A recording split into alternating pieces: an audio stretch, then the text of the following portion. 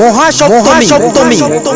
এই মহাসপ্তমীর উপলক্ষে সকল বিষ্ণুপুর রাম বাহালা সকল বাসীকে জানাই কমিটির তরফ থেকে শুভ সারথি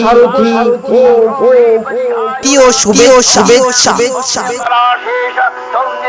যে সকল গ্রামবাসী এখনো দেননি তাদের উদ্দেশ্যে বলা যাইতেছে আপনারা দয়া করে আমাদের টেবিলে এসে চাঁদাটি দিয়ে যাবেন।